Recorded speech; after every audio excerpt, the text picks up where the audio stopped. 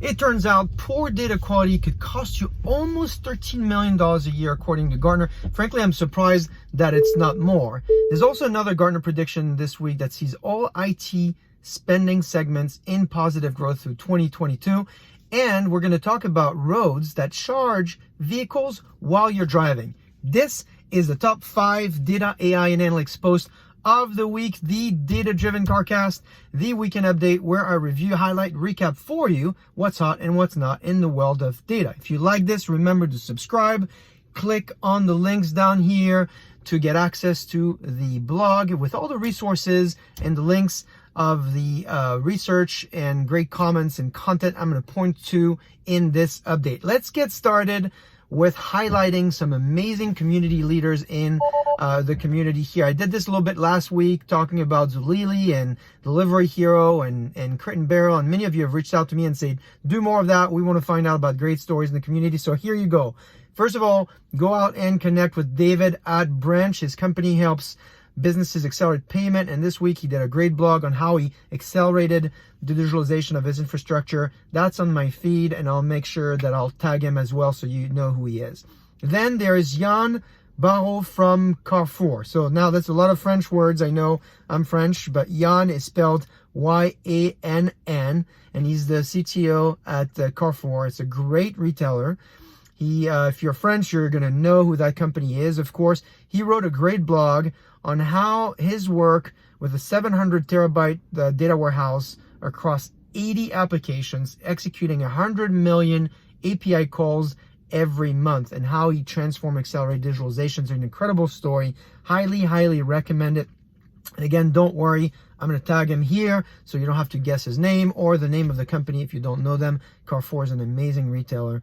If you go to France or anywhere else where they are in business, you should check him out. And then finally, huge shout out to Thomas Meyer. He's the data officer at Cartier. I know, another French brand, but described in his blog how he used AI to transform product search. Another great blog to take a look at, and great folks for you to connect with. Now, we're talking about transformation here, and this week we'll open with research from McKinsey on the 7 lessons on how tech transformation can deliver value. I won't take you through all 7. I'll let you take a look at the public blog on that, but at least I want to isolate 3. One is bridging the business and technology chasm is critical to outperformance. We've talked about this in the past. Business and IT working together, essential quality for organizations, of course, to accelerate digitalization. Then they also talk about the broader use of advanced technology and how it creates bigger impact. And again, we've talked about this notion of democratizing access to data, democratizing access to technology. Really important to get all the communities involved so you can drive impact, not just in one department, but across the organization. And then the third one, you'll actually find a lot of data in this research about this. It really is all about people. And if you think about it, digital transformation, of course, goes through technology, but the best way to sustain it is also culture, people, hiring the right folks. And they describe here that talent remains the holy grail of technology transformation. You know, it's valuable to pursue, of course, but it's really difficult to execute. They say in their survey that respondents believe that more than 40% of the workforce needs to be retrained in order to make up for a skills gap. So this is an important one to read here. Take a look at the piece. Great ways to accelerate digital transformations, of course, with innovative technology, but a great way to have a sustainable competitive advantage is both technology and people. So hopefully this piece from McKinsey is going to help you. Now, talking about sustainable advantage, here is something that is costing you a lot of money today that you might not be aware of how much it's costing you. It's data quality. We've talked about this multiple times in the past. Scott Taylor, who is probably listening here, the data whisperer, has actually written a whole book on this. He's got a methodology on it.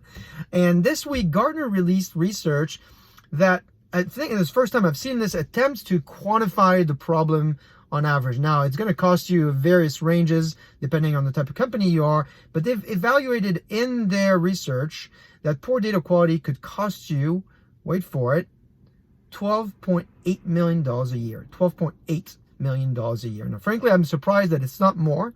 The research is only for clients, but be sure to follow Mark and Saul and Melody to read more about their commentary on LinkedIn and other public forums. In fact, speaking of research that's available in public forum from Gartner, this week they released another great blog. I guess it's a press release from their perspective. And it's going to hopefully make you happy if you're in technology, like most of you that are following me here on technology.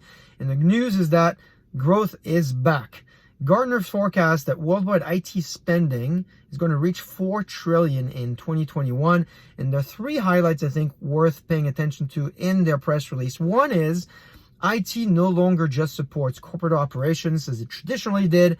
It is now fully participating in business value delivery. There's a commentary by John. We've talked about this before, the role of the CIO becoming the COO and really the impact when the CIO is early on involved in business value creation and metrics for the organization. So that's point number one. Point number two is that all IT spending segments are forecasted to have a positive growth through 2022. So that's good news for everyone.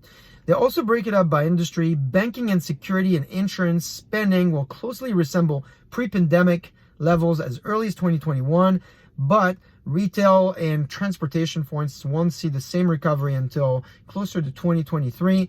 Great blog, a great source of information for you and your team to share and pay attention to. And then completely unrelated to data, although it's not completely related to data because this innovation requires data and AI to actually make it happen, but it's an incredibly interesting story from Israel. My friend Vala shared it online this weekend, and it's a story of a company that has built infrastructure to create roads that charge vehicles while you're driving. I know, wow, that's quite amazing. If you look at it, the company is called Electrion, and they just had their first pilot in Tel Aviv. So I've shared it on my feed as well for you to check it out. My friend Navi is already inviting me to come back to Israel to participate in this innovation. Navi, if you're listening to this, I will be there as soon as I can, I promise. In the meantime, Yalla Balagan to all of you and much love to all of you guys in Israel, and can't wait to see you guys all. That's it for this week. Thanks again for the engagement, the comments, the direct messages. I really appreciate them. It makes us better. Stay engaged, be data driven, and I will see you next week.